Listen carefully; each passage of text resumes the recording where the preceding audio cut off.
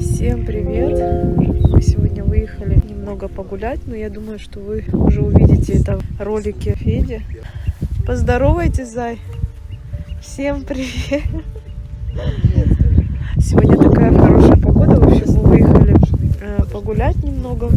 Федя даже удочку взял, не знаю, что получится, но здесь очень красиво. Я сейчас очки даже одену, наверное, черные, потому что сильное солнце. Мы уже в шортиках, вот как заметили.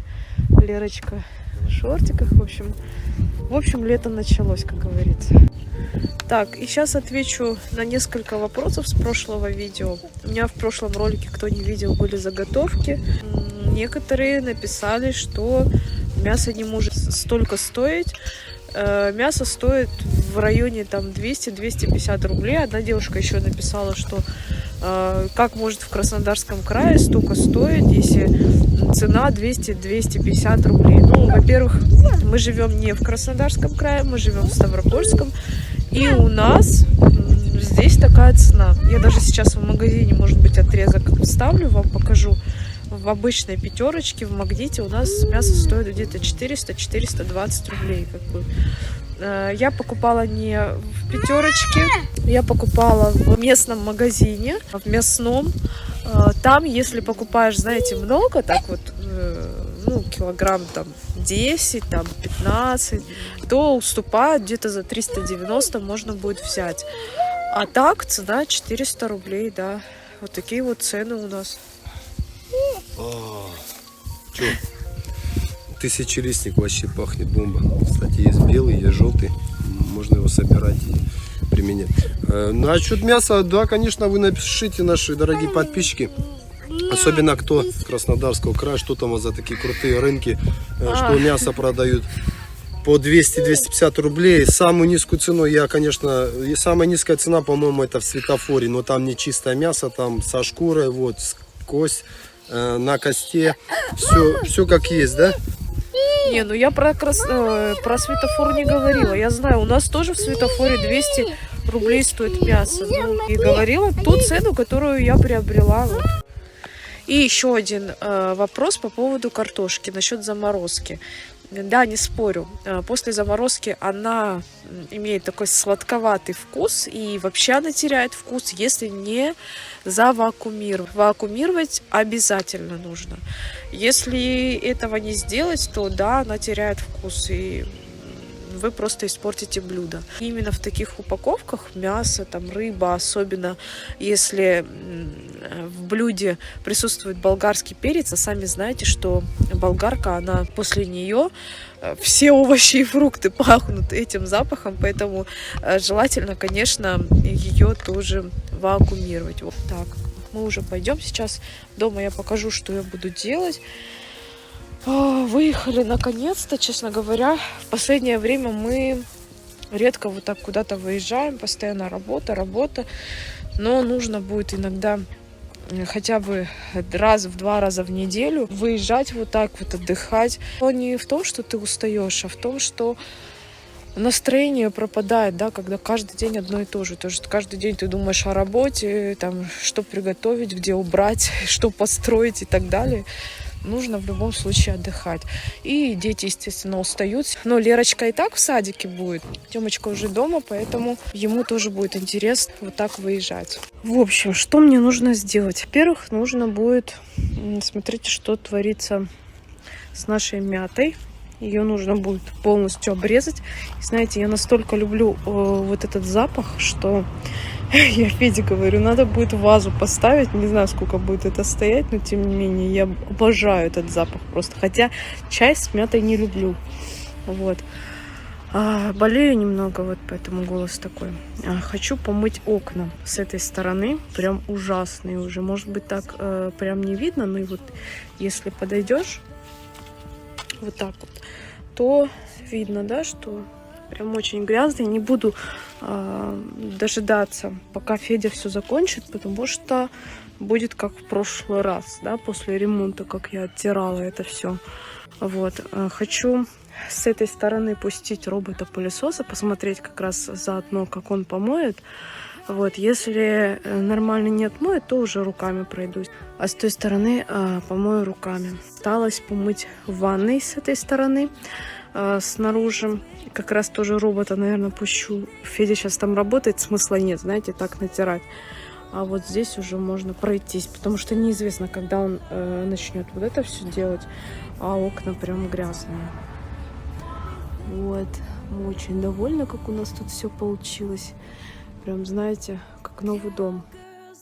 Итак, вот наш робот-пылесос. Моет он довольно-таки быстро.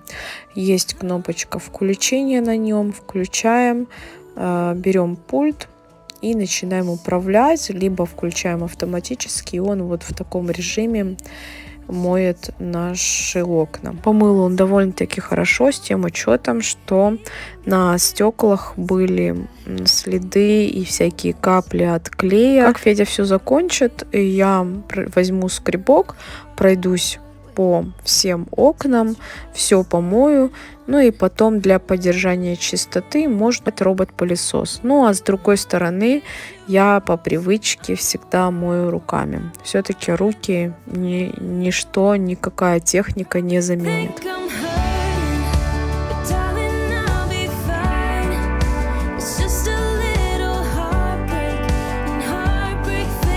Далее я отправилась в ванну. В ванной я решила запустить робота на кафель, так как делаю это первый раз. Хотела посмотреть, как все-таки он отмоет всякие брызги, пятна. До потолка я не достаю, а тащить сюда стремянку каждый раз, конечно, неудобно. И вот в таких ситуациях как раз такие гаджеты, они спасают.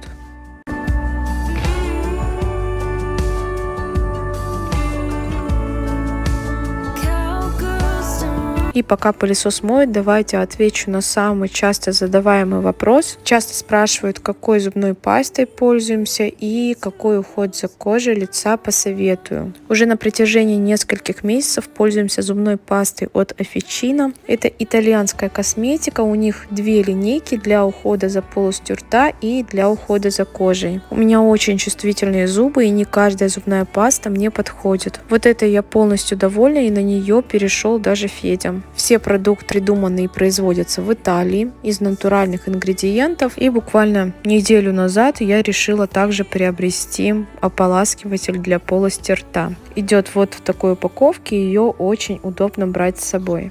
Во флаконе 95 таблеток. Утром и вечером я чищу зубы зубной пастой, а в обед пользуюсь ополаскивателем. Запах у него превосходный, я прям советую. Давайте я расскажу, как пользоваться. Берем 2 столовые ложки кипяченой воды, опускаем туда таблетку одну, перемешиваем, и как только она перестанет шипеть, можно ее использовать. За время использования могу с точностью сказать, что в течение дня хорошо освежает дыхание, точно подходит для чувствительных зубов. И, кстати, кому интересно, можно использовать во время ношения брекетов. И по поводу моего ухода, крем у меня всегда лежит на видном месте. Использую я его 2 раза в день. И, кстати, он очень хорошо подходит как база под макияж. Очень хорошо увлажняет. И знаете, самый главный плюс в нем в том, что после нанесения он не оставляет липкости и быстро впитывается. Для меня это очень важно, потому что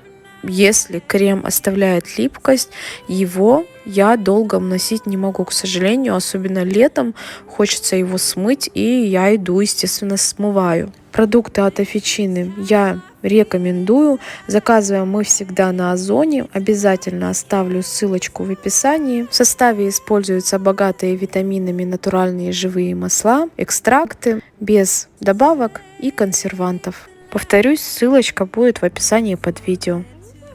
Вот медвежоночек. А кукла? Куколка? Кукла. А пирамидка где? Пирамидка. Вот пирамидка. А цифра 1? Где цифра 1? 1. Вот цифра 1. А яблочко? Яблочко.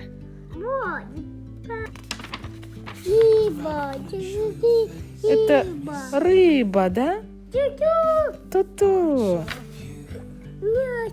Мяч? Кубики скажи. Кукла, да. Мяч. Мяч.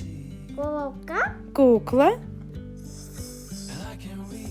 Это мытье плитки заняло примерно 30 минут. Единственный минус это в том, что нужно постоянно находиться в ванной, то есть ты включил, и он может сбиться, допустим, встать и стоит до тех пор, пока ты не поменяешь режим. И переставить на другую стену его, естественно, тоже нужно. То есть 4 стены, 4 раза вы его переставляете.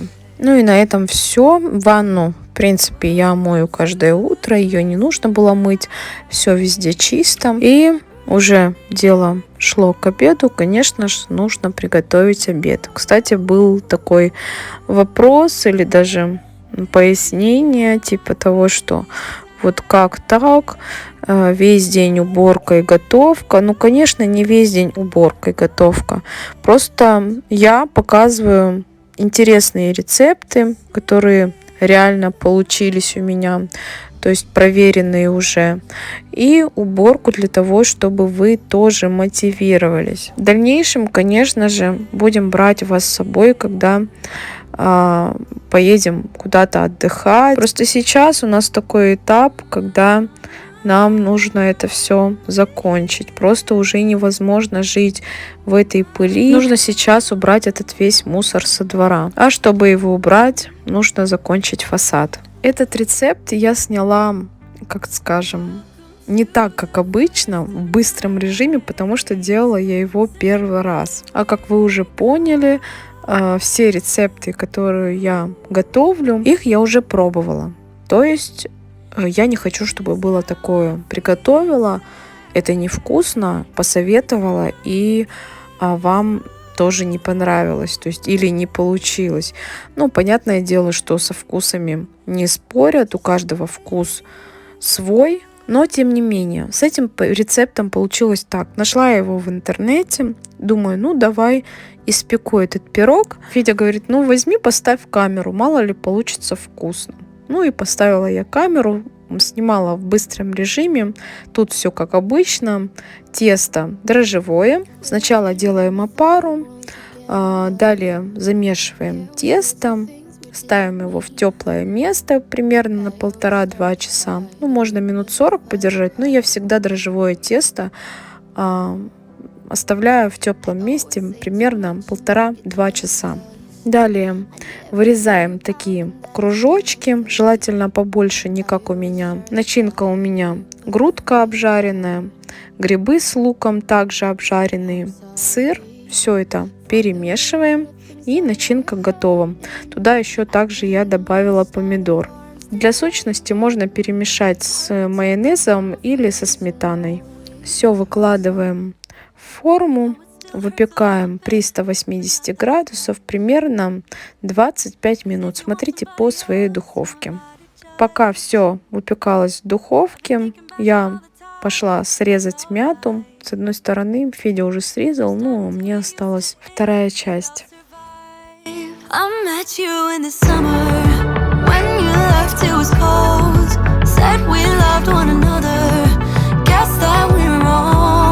У меня осталась третья часть теста, и думаю, сделаю-ка я типа пиццы. Взяла, раскатала, выложила эту же начинку в духовку минут на 25, и получилась красота. Пицца даже получилась вкуснее. Я прям в восторге от этого рецепта, советую, и в описании все прям распишу.